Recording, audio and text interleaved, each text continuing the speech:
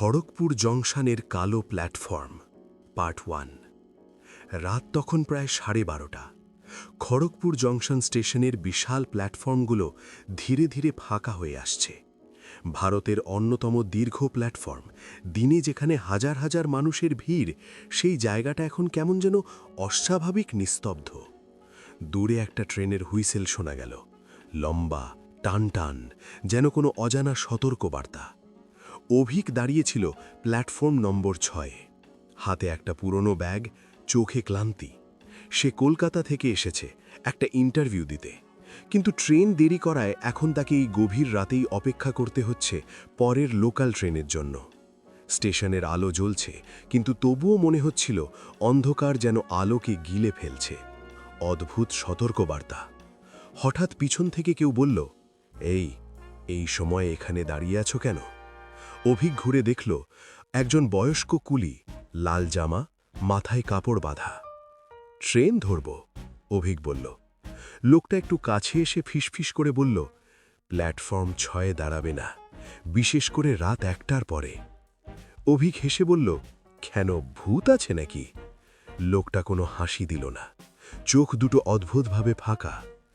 যারা হাসে তারাই পরে কাঁদে, এই বলে লোকটা হেঁটে চলে গেল। ঘড়িতে তখন 12:58। অভিক একটু অস্বস্তি বোধ করছিল, কিন্তু নিজেকে সামলে নিল। সব বাজে কথা, সে ভাবল। ঠিক 1টা বাজতেই স্টেশনের সব আলো একসাথে একটু ঝিকমিক করে উঠল। তারপর সব শব্দ যেন এক মুহূর্তে থেমে গেল। না কোনো ট্রেনের আওয়াজ, না কোনো লোকের কথা, না কোনো ঘোষণা, শুধু নিস্তব্ধতা। তারপর ঠক ঠক ঠক, কেউ যেন ধীরে ধীরে হেঁটে আসছে। অভিক তাকালো। দূরে প্ল্যাটফর্মের শেষ প্রান্তে একটা ছায়া দাঁড়িয়ে আছে। একজন মেয়ে, সাদা শাড়ি, চুল খোলা। সে ধীরে ধীরে হাঁটছে, কিন্তু অদ্ভুত ব্যাপার, তার পা মাটিতে পড়ছে না, সে যেন ভেসে আসছে। হঠাৎ ট্র্যাকের দিকে তাকাতেই অভিক দেখল একটা ট্রেন দাঁড়িয়ে আছে, কিন্তু সে তো কোনো ট্রেন আসতে দেখেনি। ট্রেনটা পুরনো, খুব পুরনো। জানালাগুলো ভাঙা, দরজাগুলো আধ খোলা, আর ভিতরটা সম্পূর্ণ অন্ধকার। একটা ঠান্ডা বাতাস বইল। মেয়েটা ট্রেনের দিকে এগোতে লাগল। হঠাৎ মেয়েটা থেমে গেল, ধীরে ধীরে মাথা ঘুরিয়ে অভিকের দিকে তাকালো। তার চোখ সম্পূর্ণ কালো, কোনো সাদা অংশ নেই। অভিকের শরীর জমে গেল, সে নড়তেও পারছে না। মেয়েটা ফিসফিস করে বলল, তুমি দেরি করে ফেলেছ। অতীতের গল্প। হঠাৎ অভিকের মাথায় যেন কারো কথা ভেসে উঠল। এই প্ল্যাটফর্মে 1987 সালে একটা দুর্ঘটনা হয়েছিল, একটা ভয়ঙ্কর ট্রেন দুর্ঘটনা। মাঝরাতে অনেক মানুষ মারা যায়, বিশেষ করে একটা বগিতে, যেখানে একটা বিয়ের দল ছিল, বর, কনে আর তাদের আত্মীয়রা। কথা আছে তাদের আত্মা এখনও ট্রেনে আটকে আছে। দরজা খুলল। ট্রেনের একটা দরজা নিজে নিজেই খুলে গেল। কি একটা লম্বা কাঁপানো শব্দ। মেয়েটা হাত তুলে ইশারা করল, এসো। অভিক না চাইলেও সামনে এগোতে লাগল। তার পা যেন নিজের নিয়ন্ত্রণে নেই। ভিতরের দৃশ্য। সে ট্রেনের কাছে পৌঁছল, ভিতরে তাকালো, আর যা দেখল তার জন্য সে কোনোদিন প্রস্তুত ছিল না। ভিতরে সব যাত্রী বসে আছে, কিন্তু তারা জীবিত নয়। তাদের মুখ পচে গেছে, চোখ বেরিয়ে এসেছে, কেউ কেউ অর্ধেক দেহ। তারা সবাই একসাথে তাকিয়ে আছে অভিকের দিকে। একসাথে কথা। হঠাৎ সবাই একসাথে বলল, আরেকজন এসে গেছে, আমাদের সাথে থাকো, এখানেই থাকো। অভিক হঠাৎ চিৎকার করে উঠল, না! সে দৌড়ে পালাতে চেষ্টা করল, কিন্তু প্ল্যাটফর্ম যেন শেষ হচ্ছে না। সে যত দৌড়ায় ততই একই জায়গায় ফিরে আসছে। সত্যি ভয়ঙ্কর মুহূর্ত। হঠাৎ কেউ তার কাঁধে হাত রাখল, ঠান্ডা, বরফের মতো ঠান্ডা। সে ধীরে ধীরে পিছনে তাকালো। সেই মেয়েটা, কিন্তু এবার তার মুখ ফেটে গেছে, চোখ থেকে রক্ত পড়ছে। সে হাসছে, এবার তুমি আমাদের। হঠাৎ আলো। ঠিক তখনই স্টেশনের সব আলো আবার জ্বলে উঠল। একটা জোরে ট্রেন ঢুকল প্ল্যাটফর্মে। ঢুম! অভিক মাটিতে পড়ে গেল। চারপাশে মানুষজন, সব স্বাভাবিক। বাস্তব না দুঃস্বপ্ন? একজন বলল, এই কি হলো তোমার? অভিক হাঁপিয়ে হাঁপিয়ে বলল, ওই ট্রেনটা, ওই মেয়ে। লোকটা বলল, এখানে তো কোনো ট্রেন আসেনি। অভিক চারদিকে তাকালো, কিছুই নেই, সব যেন স্বাভাবিক। শেষ সতর্কবার্তা। হঠাৎ সে দেখল মাটিতে একটা পুরনো টিকিট পড়ে আছে। সে তুলে নিল।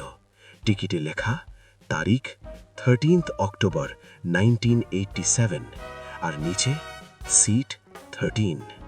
অভিক বুঝতে পারল এটা শেষ হয়নি, এটা শুধু শুরু। প্ল্যাটফর্মে বসে আছে অভিক, তার হাত এখনও কাঁপছে। ঘড়িতে তখন 1:20। সবকিছু স্বাভাবিক, কিন্তু তার ভেতরটা একেবারে ভেঙে পড়েছে।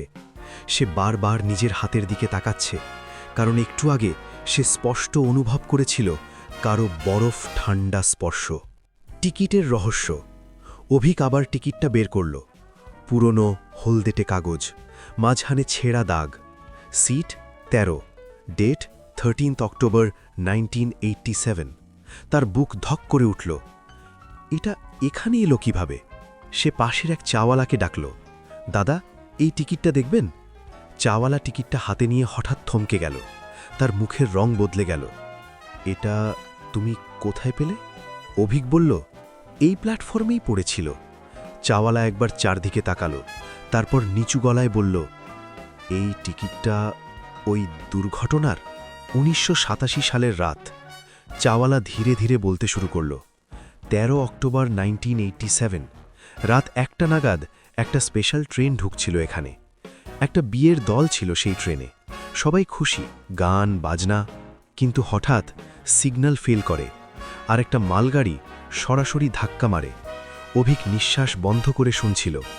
সবচেয়ে বেশি মানুষ মারা যায় বগি নম্বর 13তে। মেয়েটার পরিচয়। চাওয়ালা একটু থামল, তারপর বলল, সেই বগিতে একটা মেয়ে ছিল, নতুন বউ, নাম ছিল মাধুরী। অভিকের শরীর ঠান্ডা হয়ে গেল। সে ধীরে ধীরে বলল, সাদা শাড়ি, লম্বা চুল। চাওয়ালা তাকিয়ে রইল তার দিকে। তুমি ওকে দেখেছ? সত্যি ভয়। অভি কিছু বলল না, কিন্তু তার চোখই সব বলে দিচ্ছিল। চাওয়ালা ফিসফিস করে বলল, যারা ওকে দেখে তাদের সবাইকে ও ডাকে। ও চায় কেউ তার সাথে থাকুক। অদ্ভুত নিয়ম, কিন্তু একটা নিয়ম আছে, চাওয়ালা বলল। যদি কেউ সিট 13-এর টিকিট পায়, তাহলে সে আর বাঁচে না। অভিক হঠাৎ উঠে দাঁড়াল। মানে ও তোমাকে বেছে নিয়েছে। হঠাৎ আবার স্টেশনের আলো একটু ঝিকমিক করল। অভিক ভয়ে চারদিকে তাকাল। চাওয়ালা কোথায়? সে নেই। এক মুহূর্ত আগেও ছিল, এখন উধাও। আবার সেই শব্দ, ঠক ঠক ঠক। অভিক ধীরে ধীরে ঘুরে দাঁড়াল। আবার প্ল্যাটফর্ম 6 ফাঁকা। দূরে সেই মেয়েটা, কিন্তু এবার সে অনেক কাছে। তার মুখ আগের থেকেও ভয়ঙ্কর, চোখ থেকে কালো রক্ত পড়ছে, ঠোঁট ছিঁড়ে গেছে, কিন্তু সে হাসছে। তুমি ফিরে এসেছ? বাস্তব ভেঙে যাচ্ছে। অভিক চিৎকার করল, আমি যাব না, আমাকে ছেড়ে দাও। মেয়েটা মাথা কাত করল। তুমি তো এসেই গেছ।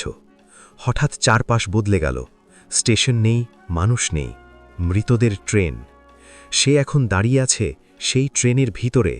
চারপাশে মৃত মানুষ, কেউ কাঁদছে, কেউ হাসছে, কেউ নিজের শরীর টেনে নিয়ে যাচ্ছে।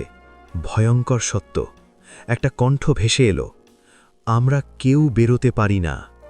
অভিক দেখল একজন বৃদ্ধ তার দিকে তাকিয়ে আছে, তার শরীর অর্ধেক নেই।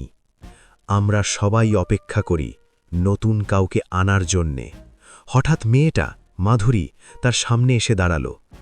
আমার বিয়ে শেষ হয়নি, আমার জীবন থেমে গেছে। সে ধীরে ধীরে হাত বাড়াল, তুমি আমার সাথে থাকবে। সত্যি ভয়ঙ্কর প্রস্তাব। অভিক কাঁপতে কাঁপতে বলল, কেন আমি? মাধুরী ফিসফিস করে বলল, কারণ তুমি আমার চোখে তাকিয়েছিলে, আর যারা তাকায় তারা আর ফিরে যায় না। Seat number 13। হঠাৎ ট্রেনের ভিতরে একটা আলো জ্বলে উঠল। সিট নম্বর 13, সিটটা খালি। মাধুরী বলল, ওটাই তোমার জায়গা, শেষ চেষ্টা। অভিক হঠাৎ দৌড় দিল। না! সে দরজার দিকে ছুটল, কিন্তু দরজা বন্ধ, জানালা বন্ধ, সব বন্ধ। ভয়ঙ্কর চিৎকার। হঠাৎ সব মৃত মানুষ একসাথে চিৎকার করতে লাগল, থাকো, থাকো, থাকো। শেষ মুহূর্ত। অভিক চোখ বন্ধ করে চিৎকার করল, বাঁচাও। ঠিক তখন একটা জোরে আলো, একটা হুইসেল। আবার প্ল্যাটফর্ম। মানুষজন ভিড় করছে, কেউ বলছে এই লোকটা আবার পড়ে গেছে। অভিক হাঁপাচ্ছে। সে চারদিকে তাকালো, সব স্বাভাবিক। কিন্তু হঠাৎ সে নিচে তাকালো, তার হাতে একটা কাগজ। সে ধীরে ধীরে খুলল। Seat confirmed 13। দূরে একটা ট্রেন দাঁড়িয়ে, দরজা খোলা, আর ভিতর থেকে মাধুরী তাকিয়ে আছে। অভিশাপের গভীরতা। প্ল্যাটফর্মের ভিড় ধীরে ধীরে আবার স্বাভাবিক হয়ে গেল।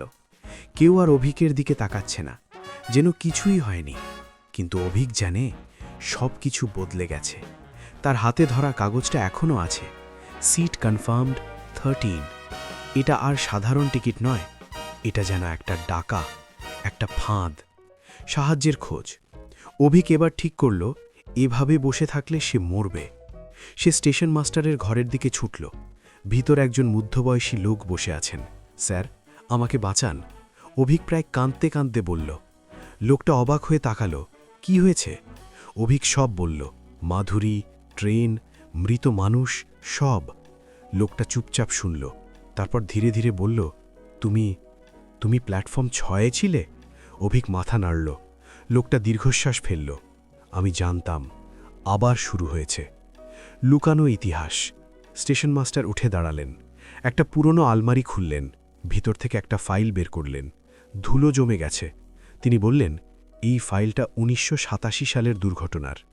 নিষিদ্ধ সত্য। ফাইল খুলতেই কিছু ছবি বেরিয়ে এলো, ভয়ঙ্কর ছবি। পোড়া দেহ, ভাঙা ট্রেন, রক্তে ভেজা প্ল্যাটফর্ম। অভিক চোখ ফিরিয়ে নিল। মাধুরীর শেষ মুহূর্ত। স্টেশন মাস্টার বললেন, মাধুরী মারা যায়নি সঙ্গে সঙ্গে, সে কয়েক ঘন্টা বেঁচে ছিল। কিন্তু তিনি থেমে গেলেন। কিন্তু কি? অসমাপ্ত বিয়ে। সে তার স্বামীর জন্য অপেক্ষা করছিল, কিন্তু তার স্বামী ঘটনাস্থলেই মারা যায়। অভিক নিঃশ্বাস বন্ধ করে শুনছিল। মাধুরী শেষ পর্যন্ত চিৎকার করছিল, আমাকে একা রেখো না। অভিশাপের জন্ম। সেই রাতেই এই অভিশাপ শুরু হয়। যারা একা থাকে, যারা রাত 1টার পরে প্ল্যাটফর্ম 6-এ থাকে, তাদেরকে সে ডাকে। ভয়ঙ্কর নিয়ম। স্টেশন মাস্টার গম্ভীর গলায় বললেন, যদি কেউ 3 বার তার ডাকে সাড়া দেয়, তাহলে সে আর ফিরে আসে না। অভিক হঠাৎ থমকে গেল। 3 বার। গণনা শুরু। সে মনে করতে লাগল, 1, প্রথমবার সে মেয়েটাকে দেখেছিল। 2, দ্বিতীয়বার সে ট্রেনে উঠেছিল। 3, তৃতীয়বার। তার শরীর ঠান্ডা হয়ে গেল। আর একবার। সময় কম। স্টেশন মাস্টার বললেন, আজ রাত শেষ হওয়ার আগেই ও তোমাকে আবার ডাকবে, আর যদি তুমি সাড়া দাও। তিনি চুপ করে গেলেন। একমাত্র উপায়। তাহলে আমি কি করব? অভিক চিৎকার করে উঠল। স্টেশন মাস্টার ধীরে বললেন, একটাই উপায় আছে। তোমাকে ওর অসমাপ্ত কাজটা শেষ করতে হবে। অসমাপ্ত বিয়ে মানে? মাধুরীর বিয়ে শেষ হয়নি, তাই সে আটকে আছে। যদি তুমি ওর বিয়েটা সম্পূর্ণ করো। অভিক চমকে উঠল। কি বলছেন? ভয়ঙ্কর সিদ্ধান্ত। না হলে তুমি সিট 13-এ চিরতরে বসে যাবে। আবার পরিবর্তন। হঠাৎ ঘড়িতে 2টো বাজল। স্টেশনের আলো আবার নিভে গেল। শেষ ডাক। অভিক। একটা মিষ্টি কিন্তু ভয়ঙ্কর কণ্ঠ। সে ধীরে ধীরে ঘুরল। মাধুরী দাঁড়িয়ে। এইবার তার রূপ সুন্দর, একদম নতুন বউয়ের মতো। লাল বেনারসি, গয়না, কিন্তু চোখ পুরো কালো। শেষ প্রস্তাব। চলো, আমার সাথে চলো। সে হাত বাড়ালো। মনের যুদ্ধ। অভিক কাঁপছে। সে জানে এটাই শেষ ডাক, সিদ্ধান্ত। সে চোখ বন্ধ করল, তারপর ধীরে ধীরে বলল, ঠিক আছে। মাধুরীর মুখে হাসি ফুটল। কিন্তু অভিক বলল, আমি তোমার বিয়ে সম্পূর্ণ করব, কিন্তু তোমার নিয়মে না। মাধুরীর হাসি মিলিয়ে গেল। অন্ধকার ঘনিয়ে আসছে। চারপাশ কাঁপতে লাগল। মৃত মানুষেরা আবার দেখা দিল। সবাই চিৎকার করছে, না। ট্রেন আবার এলো। দরজা খুলে গেল। সিট 13 জ্বলছে। ক্লাইম্যাক্স শুরু। অভিক ধীরে ধীরে ট্রেনে উঠল। সবাই তাকিয়ে আছে। মাধুরী বলল, এবার তুমি আমার। পর্ব 4 শেষ নাকি শুরু? ট্রেনের দরজার সামনে দাঁড়িয়ে আছে অভিক।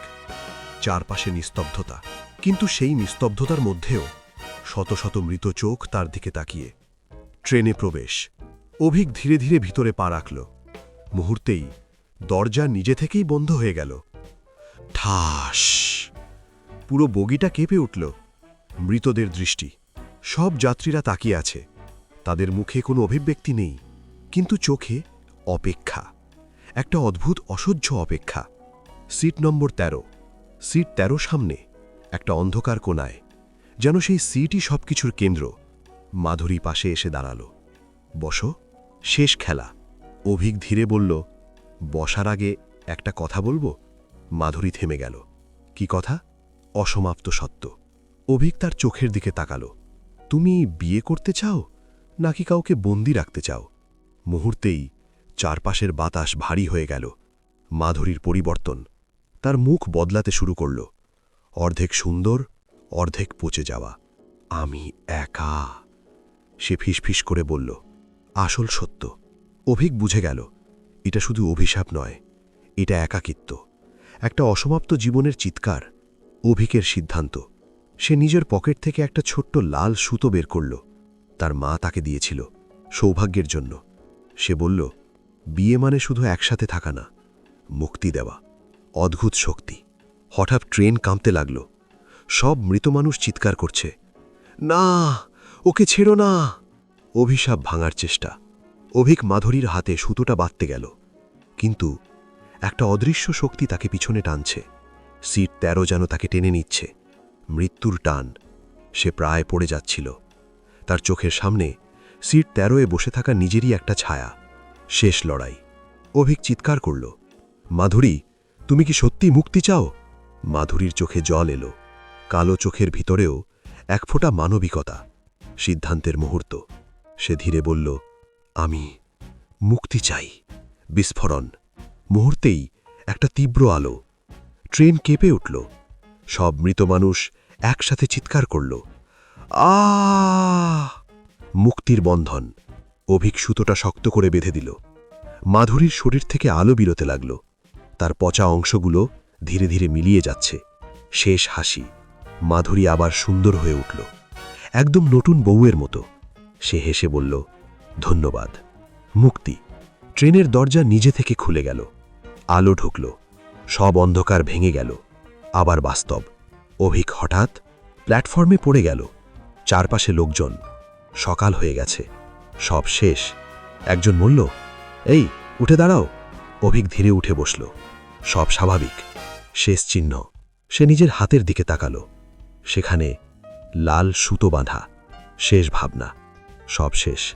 সে নিজেকে বলল, কিন্তু হঠাৎ লাউডস্পিকারে ঘোষণা ভেসে এলো, প্ল্যাটফর্ম নম্বর 6-এ একটি বিশেষ ট্রেন আসছে। অভিক থমকে গেল। শেষ দৃশ্য। সে ধীরে ধীরে ঘুরে তাকালো। দূরে একটা ট্রেন। দরজায় দাঁড়িয়ে একটা মেয়ে। সাদা শাড়ি, চোখ কালো। নতুন কেউ। তার পাশে আরেকজন দাঁড়িয়ে, একজন যুবক। সিট 13। শেষ লাইন।